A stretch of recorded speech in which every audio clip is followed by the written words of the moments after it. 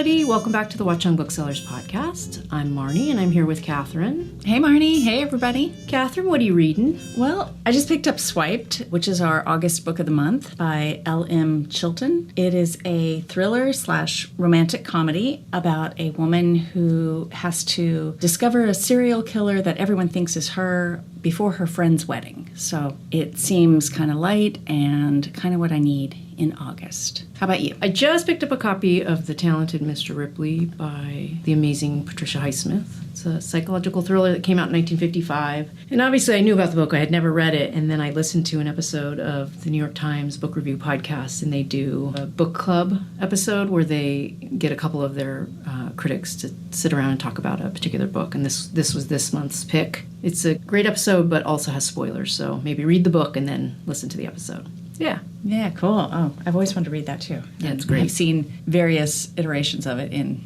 film and TV, and I'll pass it along when I'm done. Cool. So, just to let you know, the next few weeks, various people in our crew are going to be on vacation. So, instead of our usual thematic discussions, we're going to air some of our amazing author events that we've had recently, and then maybe even going back a year or two. So, if you didn't get a chance to come, you can take a listen here and get a taste of what our in-store events are all about. Yeah, so this week we are featuring a conversation we had this summer with Joyce Maynard and Alice Elliott Dark to talk about Joyce's latest novel, How the Light Gets In. It was a packed house full of really diehard fans, and if you haven't had a chance to read her work or learn her story, this is a great introduction. We're especially excited to launch her book in the store. Joyce Maynard has been publishing best-selling literary books that shine a light on forbidden subjects for more than 50 years. She is the author of 12 previous novels and 5 books of nonfiction, as well as the syndicated column Domestic Affairs. Her best-selling memoir, At Home in the World, has been translated into 16 languages. Her novels To Die For and Labor Day were both adapted for film. And deemed a master storyteller at the top of her game by Wally Lamb, she divides her time between homes in California, New Hampshire, and Guatemala.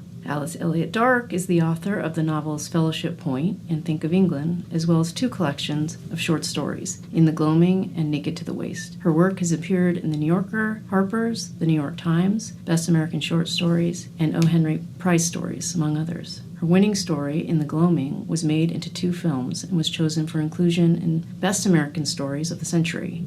Dark is a past recipient of National Endowment for the Arts Fellowship. She's an associate professor at Rutgers Newark in the MFA program. She's a devoted supporter of Watchung Booksellers and one of our favorite customers. So enjoy the conversation. We'll be back after to fill you in on what's coming up in the store.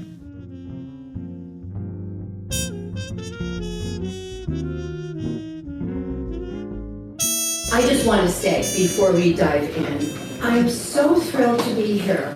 First of all, I had heard about this bookstore and I've always wanted to come, and I've never been before. And then when I came to the Literary Festival last year, I was so thrilled that I got to have a conversation with Alice, and I knew I wanted to keep talking, so I had to publish a book, so I figured out. So I'm thrilled, and it's a good way to do it. Most of all, I just want to thank you for showing up and for having shown up for 51 years now. I was 19 when I first published my first book, and I turned 70 last November. And I always say I owe the gift of having been able to be writing all my life to readers, to you. I see familiar faces and some new faces tonight, but anybody who is a reader of mine, I do consider a friend, and so thank you.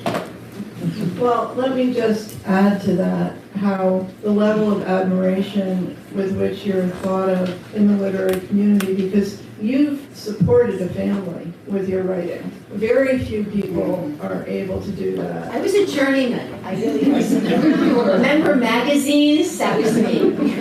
Yeah, no, you read me even when you didn't know you. I was the ghostwriter of T. Barry Brazelton. I was writing critiques of various kinds of sports bras. You name it. I was doing a comparison between Disney World and Disneyland. And bringing the fact that I got to take my children free meant that instead of just bringing the 3 of them, I thought, I'll throw in some more children. So I took 6 children at Disney World and Disneyland, and I tell you, they're exactly the same. Short article. Well, it is an extremely impressive career. I feel so lucky to be able to talk with you about your work. And I'd love you to start by describing this book. Sure. How many people have read the book? It just came out 2 days ago, and it's a long book. And I promise I won't give any spoilers. But maybe I will ask, how many people have read Count the Ways? Oh. Okay. So I will tell you, Alice, that I did not intend to revisit these characters, and I know that you're in the throes of doing the same too. I thought I was done. I've never written a sequel to a book, to a novel before, and it really was you, if not literally you, it was readers who told me that I couldn't leave you there. If you've read Count the Ways, you may well be among those who were very angry. I got at least a dozen letters from people who said they threw the book down on the floor at some point reading it. They did pick it back up again, but they were very angry, and if you've read the book, you probably know why. They were angry that Eleanor kept on putting herself last, that she was this self-sacrificing woman. She doesn't tell her children the truth about the divorce, which means that they blame her, and she protects her husband. She gives away the farm that she had bought. I don't ever feel, and I know we'd agree on this, that it's our job as writers to portray characters who make wise choices. If we did do that, our books would be very short and rather boring. But I also don't think that that's the truth, that I wanted to portray a real woman who does the kinds of things that women do, and one is to put themselves last. So I got all these letters, and they basically said, you can't leave Eleanor where she is. She was 55 when the book ends it. The first book covers the story of a woman from the 1970s through the year 2009, through before young love, to young love, passion, romance, children, somehow losing sight of each other in the course of it, and the downfall of their marriage, precipitated by a tragic accident for which she holds her husband responsible and cannot forgive him. Forgiveness, I would say, is the theme. So the new book picks up in 2010 and brings us right to 2024, March of 2024. And it's Eleanor. She happens to be exactly the same age as me, and I think you and I are close in age. Yeah, I think we are. So she was born in 1953, like me, and she goes through all the years and the stages, and to age 70, and she gets to the place that thankfully, if we're wise, we do, of looking out finally over the woods, and the children are gone, the husband is gone, and she looks at herself and says, who am I? What do I need? Doesn't mean I don't still give her some trouble, but and she still has this little caretaking habit. But it's her time. I wanted to give her a really passionate love affair, but I also didn't want the love affair to be the answer. I didn't want a man to come galloping along and save her. Yes, and that, even as we're going into that, I don't think it's a spoiler that there is a love affair, but you can feel that that's not going to be the answer for her, because her life is so rich and full. And what was it like to be back with her? Oh God, I loved it. I write very early. I just jump out of bed and I can't wait to get going and find out what those people are going to do. It's a little like parenthood sometimes, a lot, sometimes too much like parenthood. They do things you didn't want them to do, and I'd be interested to know if you're in this camp or the other one, Alice, where I don't plan out I don't know what's going to happen in my books. I write the book usually very fast because I cannot wait to find out what they're going to do, and it sounds kind of woo-woo, but what I do know is who they are. Yeah. I know who the characters are, and they lead me. Their nature and their obsessions lead me to what will happen. But I am my own first reader. I feel it's the same. Yeah. And I know the one that's always cited is John Irving, who says he writes the last sentence first. And I'm certainly not going to level any criticisms at John Irving, but that would take away a lot of the fun for me. I want to discover it. I will not tell you what happens at the end of this book, but there is a very dramatic event that happens. I didn't know that was going to be in the book until maybe 25 pages before it. But after it came to me, it was like, of course that was going to happen. That character would do that thing that he does, that you may find out. Well, that's exactly it, isn't it? It's like that character will do that thing. Yes. And that's what you're looking for the whole time, is that, what is this person going to do? Yes. And the more you write each one thing, then it's more clear the next thing. Exactly. And I mean, that's partly what I mean about the comparison to parenthood, that for this very brief time, you control the path of your child's life, but it doesn't last very long. And you can dress them as you want and feed them what you want, and then they tell you who they are. And sometimes you don't like what they say or what they choose. And that's part of the deal that Eleanor has to accept also. But I think acceptance is a huge part of this story, that it probably a bunch of you recognize where the title comes from. And a couple of people have said, I ripped off Louise Penny. I didn't, Louise Penny also has a book called I didn't rip off Louise Penny, I did rip off Leonard Cohen. But there's a Leonard Cohen song. The first part of the line is, there is a crack in everything. Yeah. That's where the light gets in, how the light gets in. And that, to me, is where Eleanor's at right now. That she, like me, and like a lot of us when we were younger, was always aspiring to this, whether it was making the perfect birthday party or the perfect Christmas or being the perfect mother or the perfect... she was trying so hard to control everything and make it all look the way she had planned. And almost nothing ends up the way we had planned. And we can either grieve it or say, oh, that was interesting. Well, you have a wonderful image in the book of the Japanese pottery art. Kintsugi. Which, does everybody know what that is? Would you want to describe it? Sure. Like so many things. I'll say one of the gifts in my life, you're right that I've mostly just written my whole life. It's my one job. But once a year for over 30 years, I've hosted a memoir workshop for women in a very unlikely place, a Mayan indigenous village in Guatemala. And I'm a two-time college dropout. I'm not conventionally educated, but my education has been women's stories. And women come to that little Mayan indigenous village. And there are some here tonight that I love to see. There's always a few Guatemalan people who may not look Guatemalan, but they love Guatemala.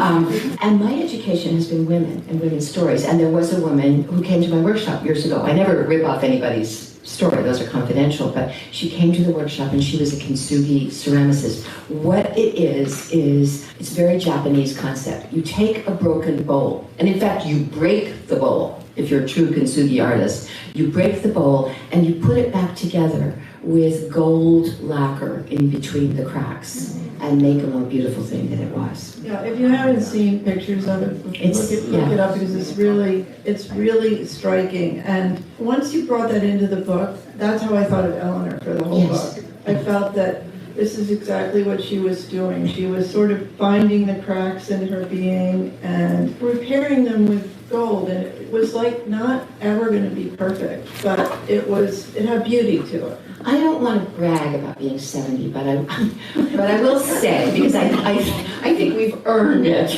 that there are a lot of losses along the way, but I don't think I ever knew more, understood more, and was more sort of clear. And I'm sure when I'm 80, I'll say, if I get to be 80, I'll say, wow, when I was only 70, there were all these things I didn't know. But I couldn't have written this book when I was a mere 55. Yeah. And maybe not even 60. And I don't think there's any way to tell our children or tell younger people. I do have this kind of dream that this is the book I wish I could have read when I was 40, and when I was myself very bitter and angry about a divorce in the ways that Eleanor was, and trying to be this person making everything okay for everybody, protecting the children from all pain and loss. I actually, one time, I had taken my children, there was this great deal that you could get a round-trip ticket to London for $100, including a hotel. It was obviously long ago, but I felt it was my way to get my children to London. And so we went, and I took I think it was an 8, a 10, and a 14-year-old to London for 3 days. I didn't let them sleep because I wanted to pack in as much. And they each got to have one special treat in London. And my son Charlie, the older of my two boys, chose this set of very beautiful, very British leather juggling balls. And we walked into the subway, the tube, and he started to juggle the balls. And mothers and some fathers can sort of see trouble a mile away. And I did start to say, no, Charlie, because he wasn't that great juggler yet. But it was too late. A juggling ball had fallen into the pit, and I jumped in. Which, if you've read Count the Ways, you know there's a name for that. It's called Crazy Land. Everyone goes there. I don't go there anymore. But that was me trying to protect my child from, God, did he know bigger pain than a lost juggling ball. I did retrieve the ball, although as I climbed out of the pit, my daughter was there, like, screaming at me correctly. I hope he appreciated that. We'll get to that later. Oh, the things that our children could appreciate us for. We just have to appreciate each other. Yeah.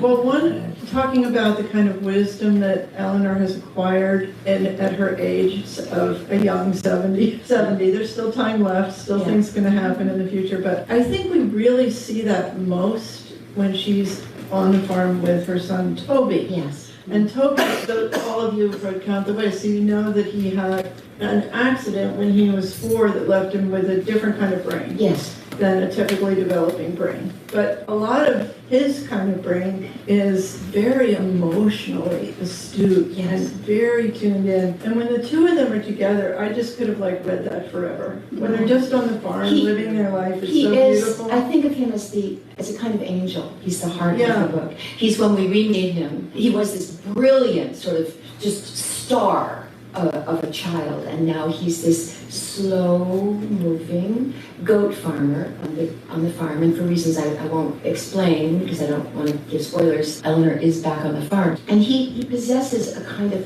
center, and though his brain is damaged, his heart is alive and well. So actually one of the big challenges for me was I knew that he would want to fall in love, and that he would be very good at love. And I gave a lot of, when we first meet him, he's obsessed with Scarlett Johansson, and he sends letters addressed to Scarlett Johansson, Hollywood. And I gave so much thought to what would be believable that could happen for Toby. And I actually am very proud of what I came up with for Toby, and happy for him, because I'm sure this happens to you. You come to love your characters. Oh. Even the ones who do really bad things. Yeah.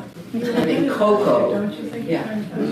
Oh, poor Coco. Coco. And Rain is problematic, but there's some new characters who come on the scene in this one. So yeah, Toby has a kind of inner wisdom. And he does raise goats, and he makes cheese. I don't think this is a spoiler. No. So how did you learn so much about it? Because you feel like you're learning how to do it. I have to say, I don't do a whole lot of research. Mm-hmm. And I feel if there's a subject that I know so little about that I have to research it, I probably won't write authentically about it if it comes from Google or whatever, or even if I go deeper. So usually there's some kind of human connection. I do not have a child with a brain injury. I do not have a transgender child. One of the children is transgender. But I did, one of my daughter's friends raises goats, and I spent a long time at the goat farm. And then I recommend this, I watched a lot of YouTube videos of goats being born, which are really beautiful. I liked kangaroos being born too, but I didn't see it. Wait, put that in. But, so yeah, there's pieces of, I go back to the women I know from Titlan, Guatemala, that their stories that I carry with me in a very big way. So the other two children, let's talk about the other two children. We have Toby. And so we're seeing, you all know Al and Ursula. Al, I don't want to presume everybody's read Count the Ways, so I say that Al, the oldest child, was born a girl, but recognizes that wasn't who he was meant to be, and he transitions during a period, and actually one of my children did have a friend who did this in the year 2000, when it was a much stranger thing to hear about than he now. Decides when he's quite young. When he's quite young, he does, and it's not what the book is about, and nor is traumatic brain injury, but it's the stuff of life that happens in families. It wasn't sort of the trend of the day to put in a transgender character or, a climate change activist lover. It's that stuff is out out there. So that's Al, and actually, sometimes the thing you think is going to be the tragedy is not. I remember when my son's friend did announce, and his mother was my good friend, announced that they were going to become a man. I thought that was just the saddest, most tragic situation. And he's great. He's a great guy. And then other things that you don't see coming turn out to be the hardest things, which brings me to the story of Ursula, the middle child, beloved child, as they all are in Eleanor's life. She's, it's almost redundant to say she's like this deeply loving mother. She's a mother. Ursula is the middle child and the fixer, the one who's always trying to make everything right in the family. When her parents' marriage is beginning to fall apart, she goes to the library and gets books on how to fix relationships, and she makes a romantic dinner for her father and mother of grilled cheese sandwiches with a heart cut out in the middle and lights candles, and she tries so hard, and she becomes estranged from Eleanor. Which brings me to a thing that I've sort of made a commitment to say every night it's the one thing that I know I will always talk about, because I love it that it's always also different. I've spoken about the lessons of my memoir workshop and the lessons that I have learned from women. In the 30 years that I've worked with women, not professional writers, women of all, just women who had a story to tell, which every woman does, I think in the first 15 years I had met 4 women who had the story of an adult child who no longer spoke to them, and grandchildren they didn't know. 4, maybe 5. In the last 10 years, I have come to know over 60. There's at least one in this room, and I know there are others that I don't know, because it's something we don't talk about, and it's something that carries more shame than almost any experience I can imagine, and isolation and guilt. And it's almost inevitable, and I count myself as one of the people who might once have judged, that people will say about a woman whose child no longer speaks to her, what terrible thing did she really do that we don't know? And sometimes the answer is no more than all the rest of us. Flawed, imperfect parent, of course, but there is an epidemic going on that is not spoken of. And it is millennial children deciding to cut loving parents out of their lives. And I am one.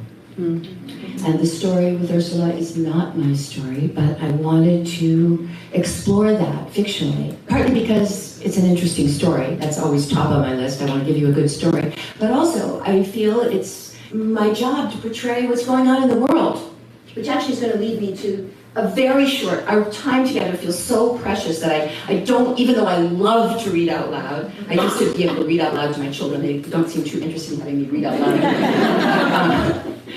They're 40, 42, and 46, but I get to read out loud to you. So this is a very short passage that I'm going to read. And this is Ursula, and it's kind of one of the period that you were talking about. Eleanor and Toby are at the farm, and Toby says, "You turned out to be a good mother." Toby says, "A good mother, who even knows what that is? For 9 months, you carry a child in your body. Then you give birth to this person, and they depend on you, for a while anyway, for every single thing in their life, including their survival. What they need, not only food, warmth, safety, diapers, baths, sunshine, fresh air, milk, also comfort, reassurance, protection, encouragement, vigilance, stamina, compassion, money, love. You teach them what bread is, and milk, and a ball, a dog, a helicopter, a tree, a car, a lawnmower, a cell phone, a gun. They look to you to tell them about everything, basically. The whole wide world. The meaning of everything, as if you knew. Every year on their birthday, you bake a cake for this person you gave birth to. And at Christmas, you fill their stocking after driving around for hours in terrible traffic, probably a blizzard, to find the one toy they want more than any other. You teach them letters, numbers, colors, the names of vegetables, how to ride a bicycle, how to swim, how to make friends, what sex is. You teach them that someday everybody dies, but in their case, you pray not for a very long time. You teach them what's the right thing to do, how to treat people. When they get this wrong, you give them another chance. Many. You take them places. You make sure they get home. You tuck them into bed every night, and maybe sometimes they wake up with a bad dream, which means you need to be there once again to tell them it's all right. Even if it isn't always going to be, you need to say it. Here is this thing called life, you say. Now, go out into the world and live yours. I'll be here looking out for you. No matter what, I'll be here. It's an impossible job. How is anybody going to get it right? You won't, of course. You will definitely screw up and possibly fail miserably. Your child will suffer disappointments, some caused by you. You promised to stay married to her father, but you don't. You told her life was fair, but it isn't. You wanted her to believe people were mostly good. Then someone really bad came along, or just someone who hurts them badly. Your child will be angry at you sometimes. You may be angry at her too, but because you're the parent, you're not supposed to be. One day, you may pour a glass of wine over your head, or stuff a fancy cake you just finished making into the garbage. You may go crazy now and then. You may get angry at your child's father. You may say things you wish you hadn't. This child you've raised may forgive you, or she may not. On Mother's Day, she may send you a card telling you what a great mother you are, the best ever. She may send you a text message informing you that as a victim of toxic parenting, she has recognized her profound need for boundaries. She may inform you in this text message that this will be her final communication with you. She's severing your relationship. Don't call, don't write. No, she does not want to go into therapy with you. She may break your heart. You're a bad mother. You're a good mother. You used to be a good mother, but now you aren't anymore. You were a bad mother, but maybe you can make it up to this child whose life you ruined. You didn't get to be a mother. You did, but you wished you didn't. You wish you could do it over, but you can't. You were given this person to take care of. Egg, sperm, 9 months, gestation, labor. The easy part. It's all the rest that got you in trouble. As hard as you tried, your efforts were never enough. None ever can be. You turned out to be a good mother, Toby tells Eleanor now. Well, she's a mother, that's all. That's as much as Eleanor's prepared to say about herself on the subject at this point, about her performance on the job. I did the best I could, she thinks. But not even that. She could have tried harder, could have done better, could have given more. When in the life of a mother or a father is that not true? And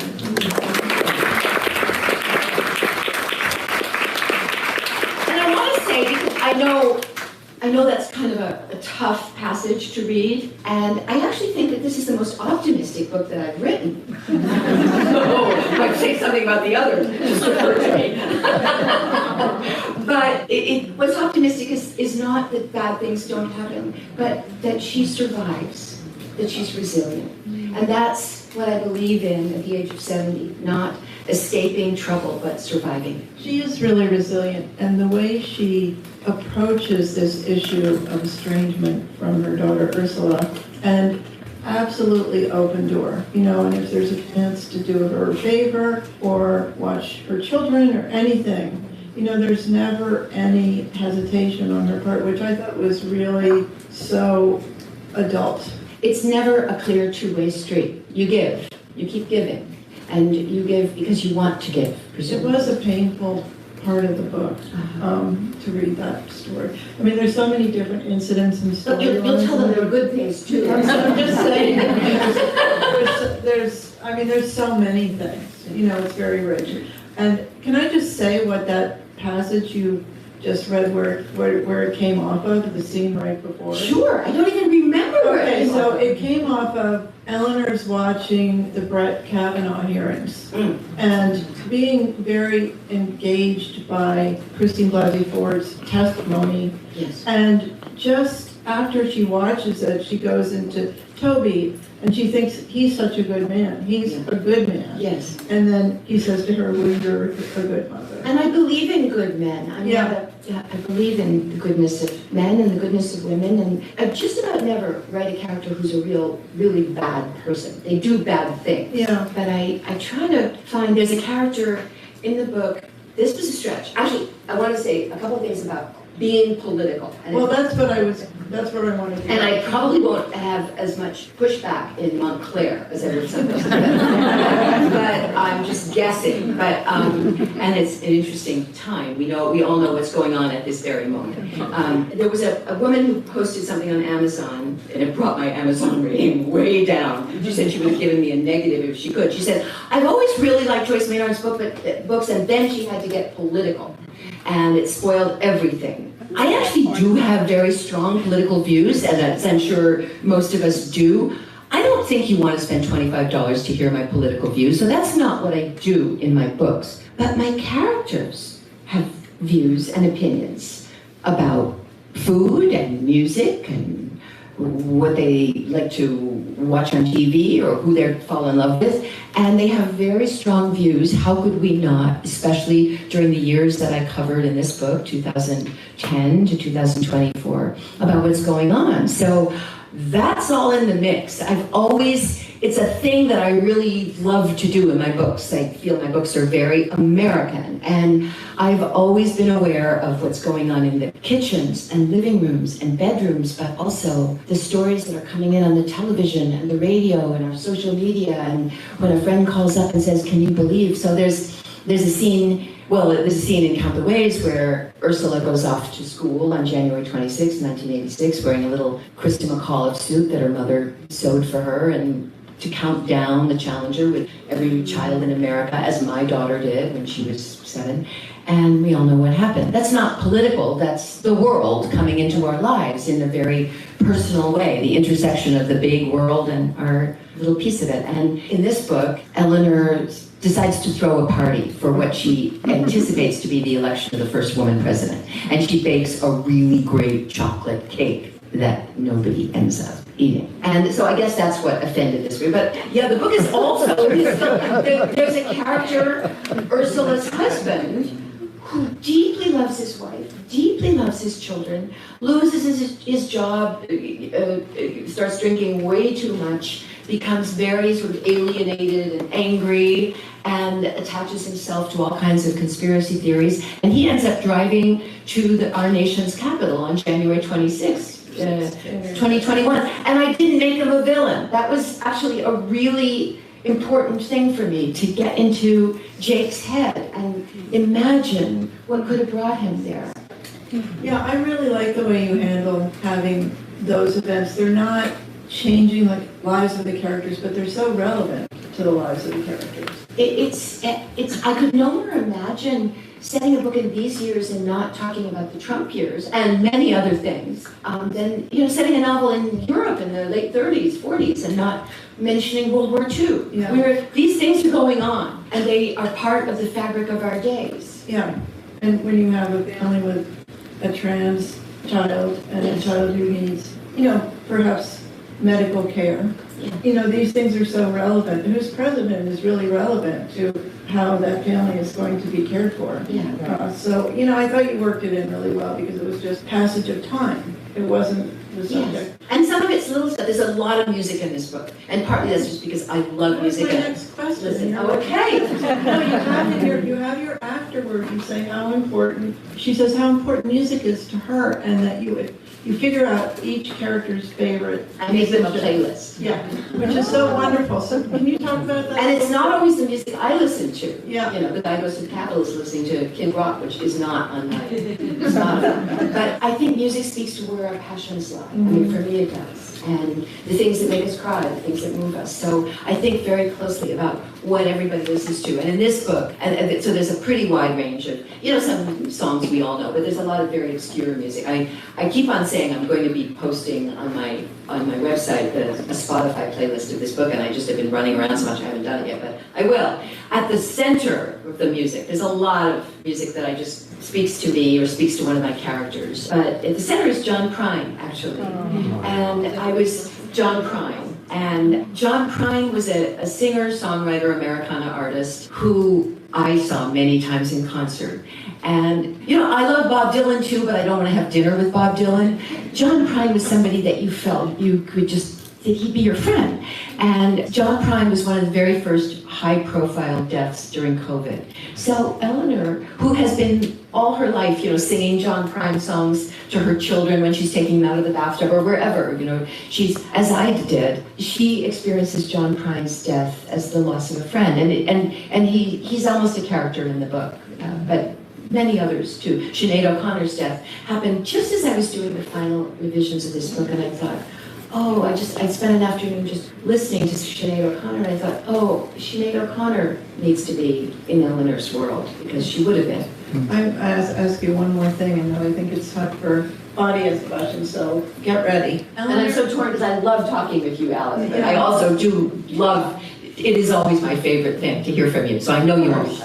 So Eleanor has a writing career. Yes. She writes children's books, she does a comic strip. She does a comic strip, she invents these different characters, she's involved in a film being made of her, that goes sideways for various reasons. And when I was reading about that, I really thought about you, and I was wondering how much you were giving her your writing life. Sort of I was, although I never made a comic strip. I do draw in everybody's book. It's my little thing. I always thought I'd be a drawer, not a writer. But the part that is me is that Eleanor always puts her work after everything else. And she does it, it's actually pretty important. It supports the family, because her husband doesn't. But it's not it's not the thing that she assigns the greatest value to. And it creeps up on her, as it has me, I will say. This is one of the great discoveries and gifts of my later years, that how much work means to me and how I honor the space in my life now for work and don't put it last and don't do it when everything else is. I wrote the first 5 books I wrote, I think, were written at the kitchen table. I didn't have a desk.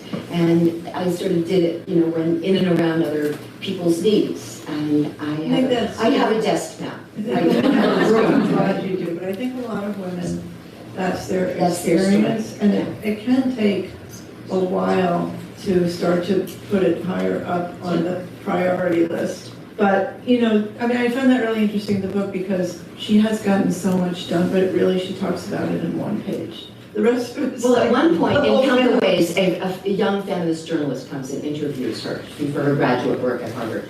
And she's kind of incensed that Eleanor is so domestic and that Eleanor bakes pies, as I have. And that's a sort of a lesser thing. And you and I are both of the generation that kind of did diminish the domestic. It was almost a betrayal of our womenhood. That's for sure. I had children very young, I think partly because it was the thing that I didn't feel confident I'd have. I was writing from when I was very young. I didn't take it for granted, but I always knew that would happen. But the idea of getting to be part of a family was the big dream. And I knew the only way I could be part of a happy family was to literally give birth to it. And that's Eleanor. She's her dream. I always ask, what's my character's obsession? And her obsession is family. And what she comes to realize is that it takes, and I have come to realize, that it takes many forms. And it doesn't necessarily look like those families we grew up watching on television. And we won't be failures if we don't have a family like that. Right. Okay, we didn't get to talk about the boyfriend, but maybe someone will ask about that. But let's open it up. Great, and say your name if you would. Just your first name's fine. Ken. Ken, hi Ken. When you decided you were going to write a sequel, how much obligation did you feel to fill in people who hadn't read the first book? Such a good question. Did you ever consider just like, hey, you want to know what happened? Read the first book. It's a combination. I wouldn't do that because there's things you have to know to understand. But I was keenly aware, and it's a balancing act. You're probably going through this now. I didn't want to be repetitive or insulting to people who had read the first book, but you had to know like what happened to Toby and some things. So I give you some flashbacks, but they're not things that were in the first book. It's things that happened during that period that I hadn't put there. But it was a challenge, Ken, I'll say. It was a challenge. And I was very glad once I got about 60 pages in, I didn't have to do that anymore because you already knew them. But if you read Count the Ways, you'll see some things that you know, but they'll be told in a new way, I hope. My name is Linda.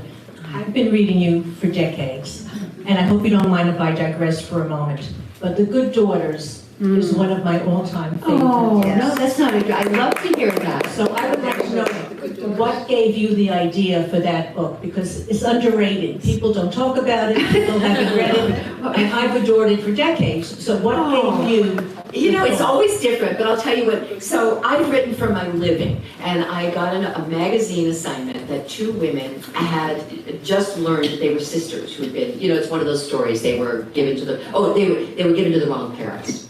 And I was given an assignment by one of the many magazines that no longer exists to write about them. And it was going to, it was going to pay quite a few bills. That article would be, a couple mortgage payments, whatever.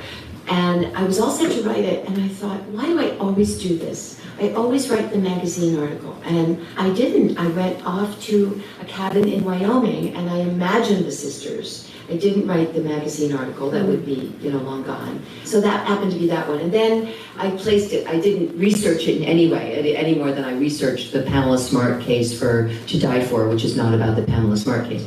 I wanted to take the little pieces of something that happened and then imagine what didn't happen that could have happened. And that's what I came up with. And I had a friend in New Hampshire who grew up on a farm where they grew strawberries, and that is an example of not exactly research like Googling, but I spent hours hearing everything about the family farm and strawberries. And in fact, I always record my books now, and I really love to record. And when I did that book, there are two voices, the voices of the two sisters. And my friend, Becky, who came from the oldest family farm in America where the strawberries were grown, did the voice of one of the sisters because she had a really good New Hampshire accent. There. What's your name? Barbara. Hi, Barbara. On my question, you hinted that you have a possible sequel to The Bird Hotel. We did that for a book group. Everybody loved it. So I will really quickly tell you about The Bird Hotel, if you don't know about The Bird Hotel, because it's unlike any other book I wrote. And so I mentioned I do this workshop, and it used to be one writing workshop 1 week every year in Guatemala, and about 12 women would come down, and I'd put them up in this funky little hotel in the village. It's a Mayan indigenous village, nothing fancy, and they'd come over to my house every day, and we would work all day long on their stories. And I loved it. It was great. And the women loved it. And it was an unlikely place to go. It definitely wasn't Tuscany or Provence, but it was pretty special. And we had great food. A chef would come down and cook for us. And then March of 2020, you all know what was going on then. I didn't know if anybody would show up, but I felt I had to be there in case they did. And lo and behold, 15 women came that year. And then they closed the airport. The chef couldn't make it down. They closed the airport. We kind of hunkered down at my house. And the workshop went on longer than usual because there was no plane. I knew that the U.S. State Department was going to send a plane, and they did. And so the women went home, all except for two who I invited to stay with me, the two youngest, who were about 32. I called them the girls. So the girls and I were there at the house. I'm almost embarrassed to say what a great pandemic we had. It was the best time in my life. And the girls would say that too. Men were not involved, but we got very busy with our projects. Mine was rewriting Count the Ways completely. Jenny was an activist, political activist, and she started a podcast. She was a composer. She had no piano. I got her a marimba that really wasn't good enough. And she started recording bird songs, which are on the audio book of The Bird Hotel. And every night we would gather on my patio in front of the house. There are a couple of women here who know this scene. And we would cook a fabulous meal. We had a garden. There was a fisherman who would bring fish right from the lake. Well, there was this other thing that is kind of weird, but stores like Neiman Marcus that have very, very expensive gowns, but if they don't sell them, they can't donate them to Goodwill because then the people who spend all the money would be kind of mad. So they send them to Guatemala, and I buy them. So I had a closet full of sequin gowns, designer gowns, and every night we put on our designer gowns and we cooked this fabulous meal, and we sat out under the stars with candlelight, and I would read a chapter of Count the Ways to them. And then every morning they'd shoo me up the hill to, go write another chapter because they couldn't wait to find out what would happen, and neither could I didn't know. And then a terrible thing happened, which was I finished the book. And the girl said, okay, what now? And that's why I started the Bird Hotel, which at the time, it's a story of a woman who's experienced a terrible tragedy. She's from San Francisco. She doesn't really care if she lives or dies, but she gets on a bus, she doesn't care where she goes, she ends up in this little Mayan indigenous village that I never named the country of, but there are volcanoes and a lake. And she, for reasons I won't go into, she takes over running this completely broken down hotel and rebuilds not only the hotel, but her life. At the time that I wrote The Bird Hotel, which has 100 chapters, because that was how many nights I kept on, it was like Arabian Night, I would be reading to the girls. It was purely an act of fantasy. We were living in my house, my sort of normal house, with a very beautiful garden and birds, but it was just a house. And COVID never came to that village. We were all very careful, and COVID didn't come, but something else just as devastating did. Massive unemployment. And so I decided to do something that I could not have afforded to do in the United States of America. I hired 20 men, a crew of 20 men, to come and just do building projects. And at first I had them fix my roof and a couple other things, and I just drew a little drawing of a little casita, a little house. And I said, no building permits, no, And I said, would you build that? And the men were so happy to be working and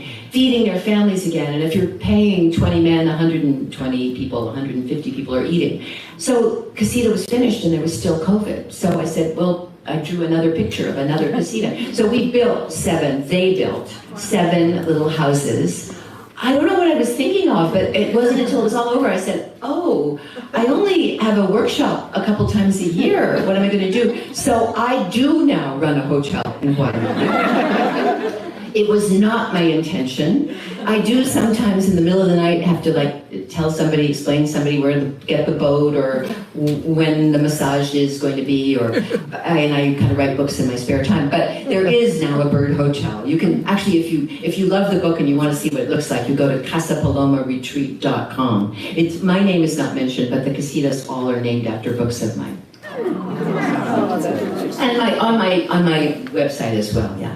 Do we have time for another question? Yeah. Hi Joyce, my name is Cindy. Hi Cindy. I love the way you handled in this book Toby's predicament, and when Guy said something to the effect that he's doing really well for a brain injured person, and Eleanor took offense to that. Yeah. And I just loved the way that was handled, because forget the labels. The labels have got We've all got some kind of disability, don't we? Yes, we do. Yeah, some of them are just not as clearly labeled. So I really just wanted to Thank you. And I love to end with a very, very short reading. It's just a couple of paragraphs. Yep.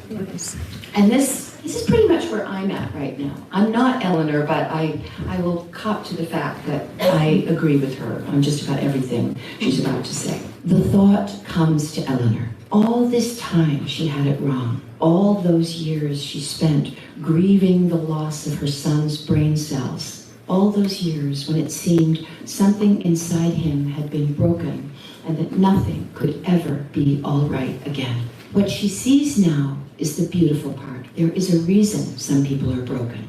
If nobody ever broke, if everything always turned out the way you wanted, if the sun always shone and the rain never fell, if there was only spring and no winter, only music and no silence, only love without loneliness, where would beauty come from, or amazement?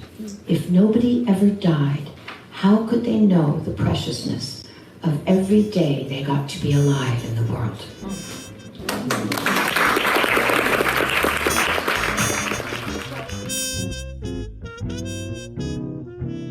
thank you, Joyce and Alice, for this in-store event. Listeners, you can find their books and all the books they mentioned in our show notes and at watchungbooksellers.com. We're quiet in August, but building a busy fall season of events. Join us on Thursday, September 5th for Jenny Rosenstrack, author of The Weekday Vegetarians, who's releasing her follow-up cookbook, The Weekday Vegetarians Get Simple. And on Tuesday, September 10th, we welcome back Ian Fraser for the launch of his newest book of essays, Paradise Bronx. He'll be in conversation with his New Yorker colleague, D.T. Max.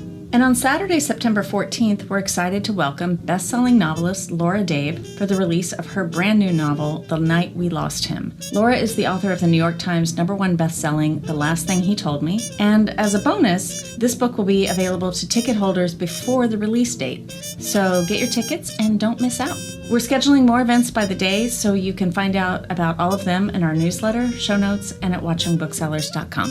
The Watchung Booksellers podcast is produced by Kathryn Counsell and Marnie Jessup and is recorded at Silverstream Studio in Montclair, New Jersey. The show is edited by Kathryn Counsell and Brie Testa. Special thanks to Timmy Kaleni and Derek Mathias. Original music is composed and performed by Violet Mujica.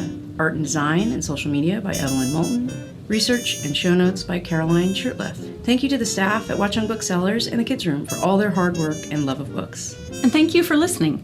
If you enjoy the show, please like, follow, and share it. You can follow us on social media at Watchung Booksellers. And if you have any questions or ideas, you can reach us at wbpodcast@watchungbooksellers.com. We'll see you next time. Until then, for the love of books, keep reading.